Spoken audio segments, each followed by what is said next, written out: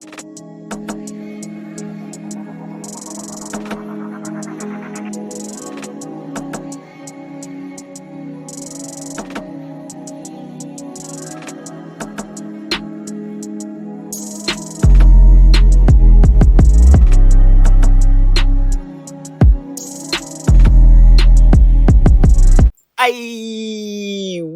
is going on with y'all, man?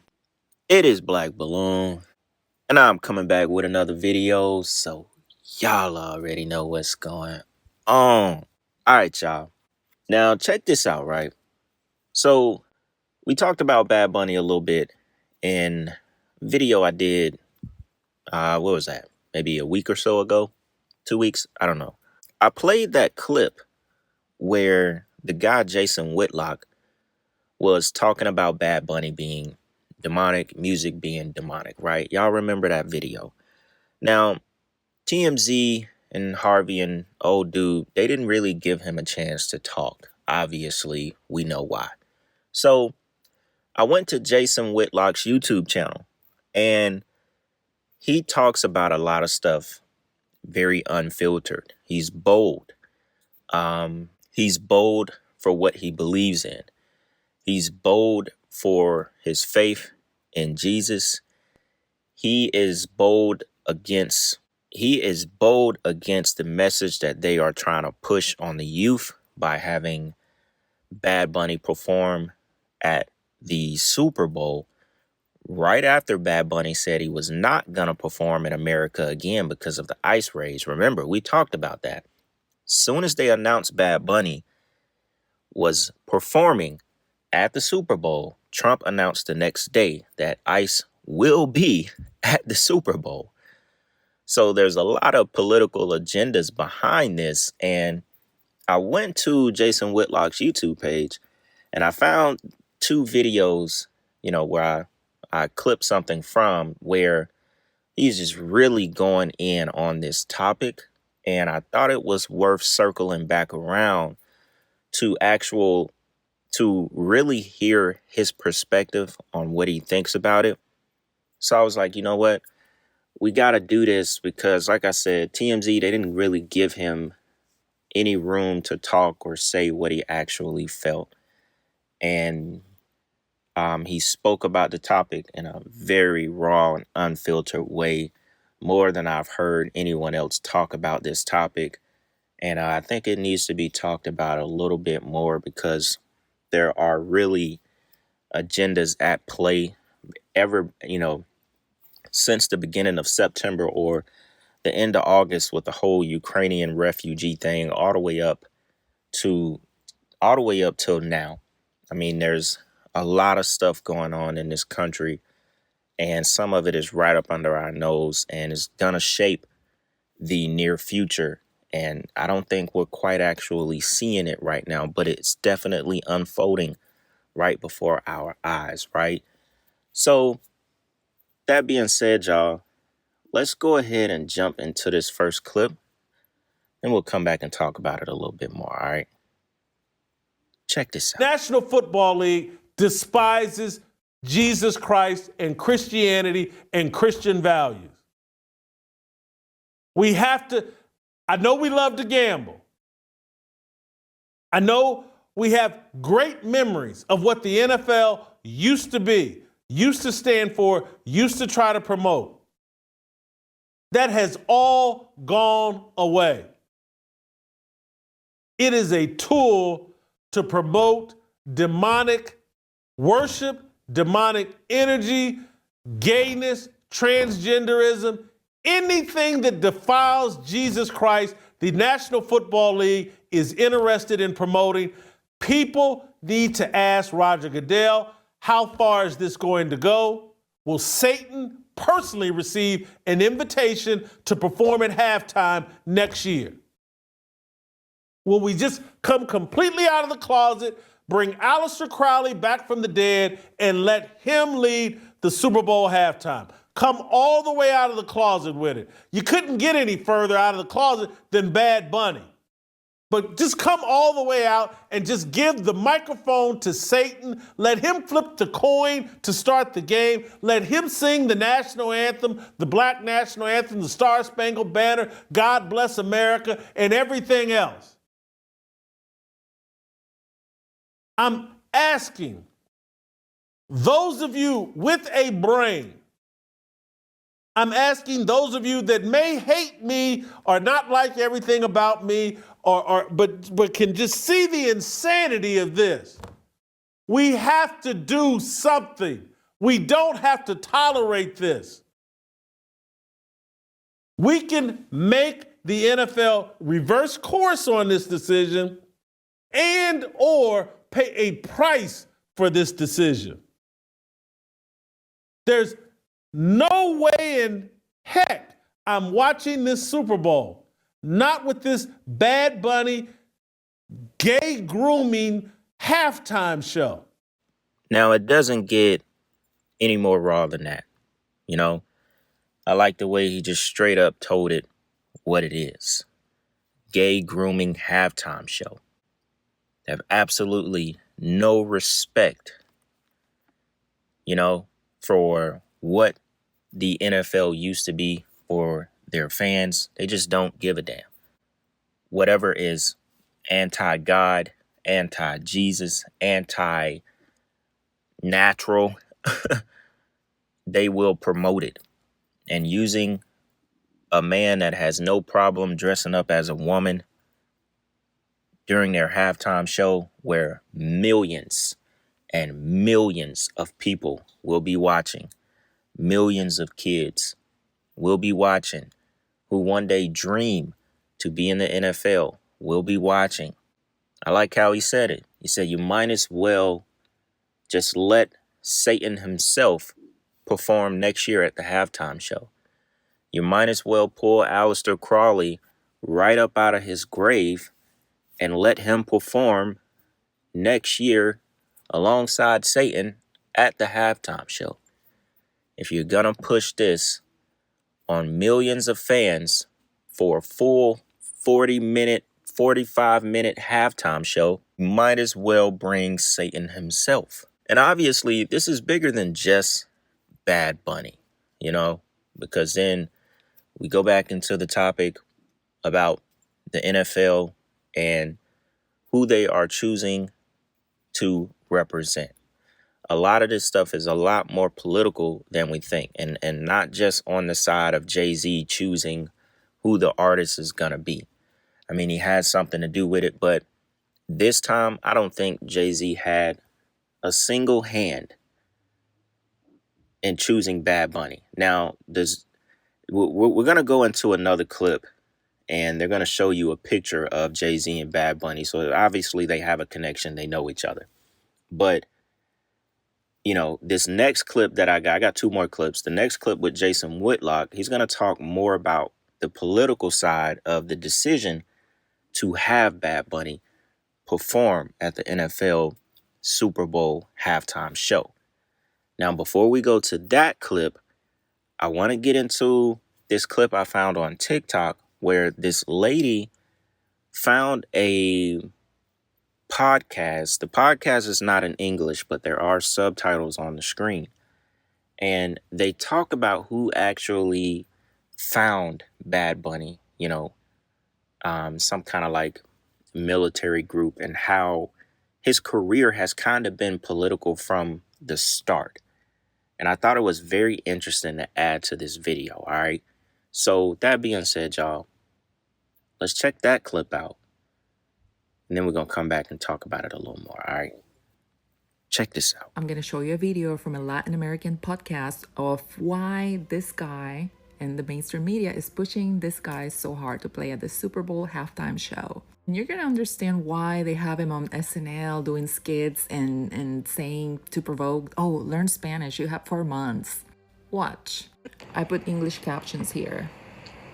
Muerde el capitalismo. Bad Bunny es manejado por la productora Rimas Entertainment, cuyo propietario es Rafael Jiménez Dan. ex viceministro del gobierno de Hugo Chávez desde el 2006. Estoy hablando de la persona que manejó y que descubrió y que le puso dinero a Bad Bunny. ¿Por qué un militar del ejército venezolano pasa a producir música? ¿Qué carajo tiene que ver una cosa con otra? Pues se llama gente máxima. Cultura. Claro. La lucha ya no va a ser de clase, ahora vámonos a través de la cultura a erosionar la identidad de género, por eso se disfrazaba de mujer. Vamos a erosionar la fe, nos burlamos. Y vamos entonces a introducir todo este bombardeo sexual, identitario y todo eso a través de la música. Y además vamos a ir contra los Estados Unidos, que es el principal enemigo del comunismo latinoamericano. So now you know, and if you go back to the beginnings of Bad Bunny, before he was known anywhere and he was in Puerto Rico making music, this is what he looked like, just like a normal rapper. Kind of cute even, and he used to wear a crucifix, like it's so weird. He was even photographed wearing this in 2021. But one day he took off his crucifix and started doing this and throwing hand symbols and wearing whatever that is on his forehead, which we know. So in my opinion, I think he met the wrong people and sold his soul for fame and other things. That's him. Who's that? They don't respect us. They don't respect fans. They don't respect Americans. And this is the biggest example of it. They're doing a halftime show that 95% of you will have no idea what's going on other than you're being treated to a drag show. And your kids will be watching.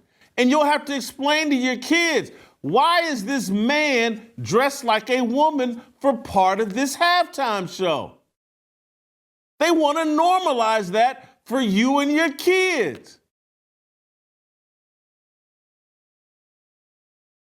Now, right now, I'm just talking about the spiritual aspect of what they're doing, which is clearly the most important part of this.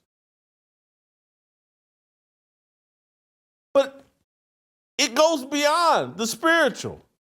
Not that there's anything really beyond the spiritual, but this is all very political. They've yanked their penises out and they're flashing it and slapping it across our face. They've yanked their penises out and they're flashing it and slapping it across our face.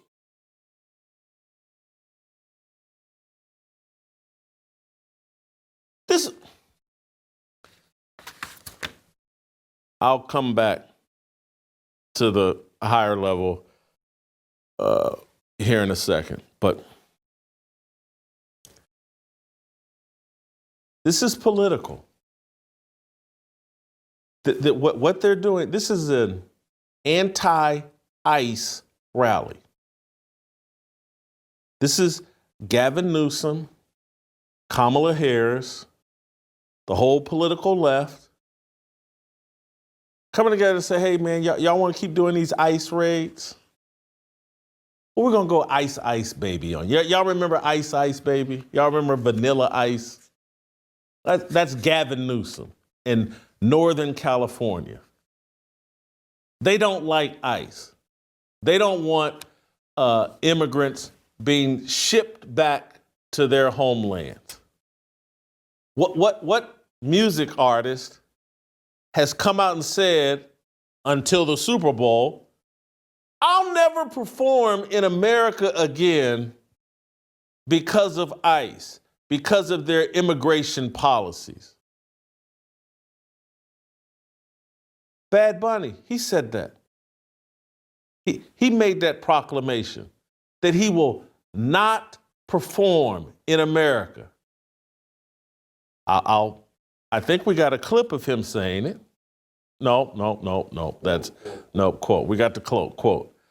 There were many reasons why I didn't show up in the United States, and none of them were out of hate. I performed there many times. All of the shows have been successful. All of them have been magnificent. I've enjoyed connecting with Latinos who have been living in the United States, but specifically for a residency here in Puerto Rico when we are unincorporated territory of the United States. People from the U.S. could come here to see the show. Latinos and Puerto Ricans of the United States could also travel here or to any part of the world. But there was an issue of like, effing ICE could be outside my concert. Insane. I mean, he's right. He said they're yanking their penises out, flashing it, and slapping it across people's face. Like here. Damn near literally. Like here, you can't do shit about it. You know what I'm saying? We hate y'all. We hate Trump. We control the NFL. You know? We got all this, and we finna flash it in your face and show you can't do shit about it. That's how you could tell. It's like a little battle going on. That's why as soon as he was chosen for the show, Trump immediately the next day was like, yeah, ICE, we pulling up. Don't even worry about it. Now, it would be insane, and I'm pretty sure they're gonna do it. I'm pretty sure for a segment of the halftime show or whatever, he will be dressed like a woman. I am pretty sure they are gonna do it. I have no doubt about it. Now, I want to go back over this. So, she said Bad Bunny is managed by Remus Entertainment Production Company, who is owned by Rafael Jimenez Dan. This guy. Now, it says he is a former deputy minister of Hugo Chavez government since 2006. Right? Goes on to say, I'm talking about the person who managed and that he discovered and that he put money into Bad Bunny. Why does an army military officer for Venezuela start producing music? She said it is cultural Marxism. The battle will no longer be between classes. Now it's through culture. That's the battleground to erode gender identity. That's why he dresses up as a woman. We will erode the faith by mocking it. And then we are going to introduce all this bombardment of sexual identity and all that through music. And they are also going against the United States, which is the main enemy of Latin American communism. All of this bombardment through sexual identity and music, using this as a tool to once again confuse little kids. I mean, we're just talking about this with Netflix and shows and everything, but it's really being done through music. And what better way to put an artist who is willing to do this, who's completely sold his soul, went against everything natural of a man. What better way to put Bad Bunny in front of millions of people, millions of kids? That's why I said I would be highly surprised if he does not be dressed up as a woman, at least a segment of the show. I'll be very surprised about it. And we're talking about this far out from the Super Bowl. I mean, we're like 4 or 5 months away. Think about it. It's going to be very interesting to see. And this topic will resurface depending on how it's actually rolled out at that time.